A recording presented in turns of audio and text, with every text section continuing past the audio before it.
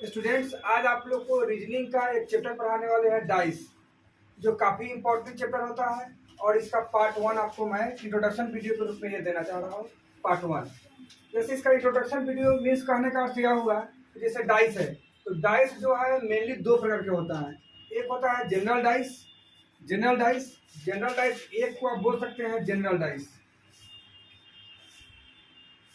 Dice, और दूसरा जो होता है आपका वह स्टैंडर्ड डाइस होता है। स्टैंडर्ड डाइस एक होता है जनरल डाइस और दूसरा क्या होगा, स्टैंडर्ड डाइस। तो जनरल डाइस होगा उसको हिंदी में बोलते हैं साधारण पासा, और जो स्टैंडर्ड होगा उसको हम बोलते हैं मानक पासा। तो स्टूडेंट्स, आप लोग को यह ध्यान देना है कि हम कैसे किसी भी डाइस के प्रश्न को बनाते समय हम किस तरह से पहचानेंगे कि यह जनरल डाइस है और यह आपका जो है स्टैंडर्ड डाइस है। तो इसका पहचानने के थॉट को भी आप लोग को समझना है।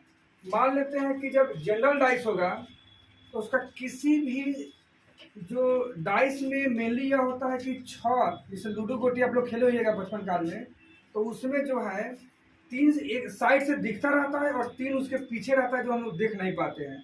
तो जो सामने जो 3 दिखता रहेगा उसमें किसी का सम जो होगा वह 7 हो जाएगा। अगर 7 हो गया तो वह होगा जनरल डाइस, अगर 7 नहीं हुआ तो वही हो जाता है स्टैंडर्ड डाइस। आप लोग को मैं ये बराबर क्लियर कराता हूँ। जनरल डाइस वैसा डाइस को कहते हैं जो सामने जो 3 उसका पार्ट दिखता है उसमें कोई 2 को ऐड करने पर, माने जोड़ने पर 7 हो जाएगा। अगर 7 होता है तो समझिए कि वह जनरल डाइस है। 7 अगर नहीं होता है तो वह क्या कहलाता है, स्टैंडर्ड डाइस होता है। जैसे आप इस फिगर से देखिए, मान लीजिए कि एक फिगर मैं ये बना दिया, दूसरा फिगर यह है और तीसरा फिगर यह है, चौथा फिगर यह है। मीन्स कहने का अर्थ है कि इसको हम समझाएंगे कि कहाँ पे कौन सा डाइस क्या कहलाएगा। जैसे मान लेते हैं कि यहाँ पे हम आपको लिख दिए कि यहाँ पे 1, यहाँ पे आपको बना दिए 4 और यहाँ पे आपको हम बना दिए 5। कितना दे दिए, यहाँ पे बना दिए 2, 4, 5।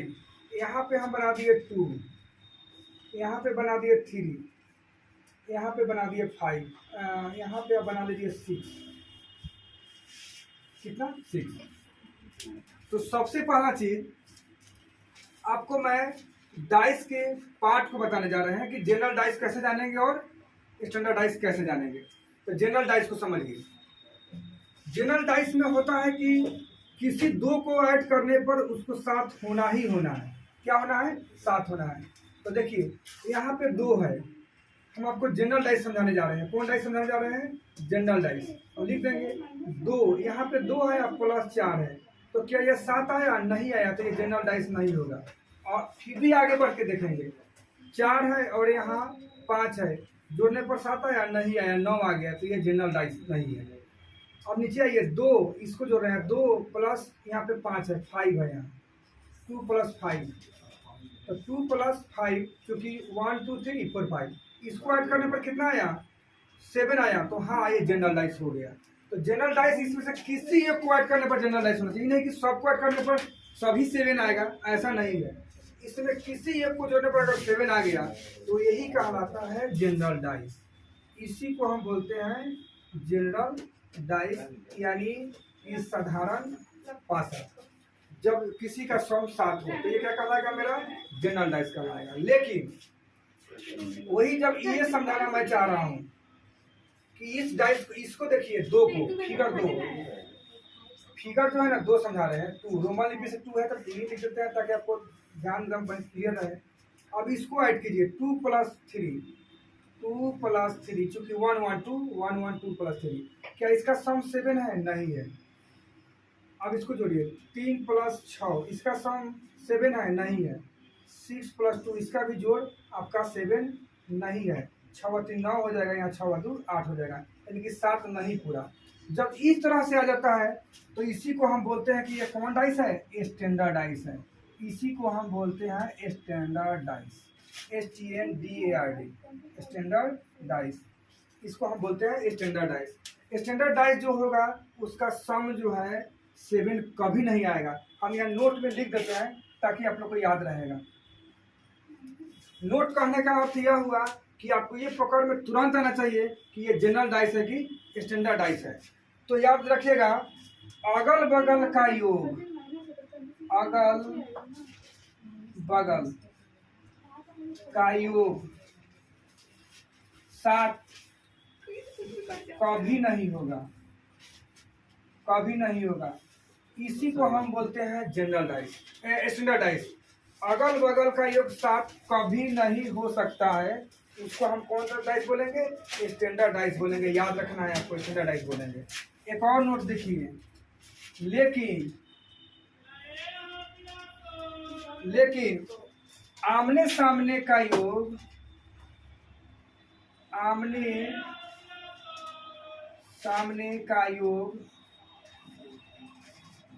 7 होगा, 100% होगा। लिख दीजिए 100% होगा।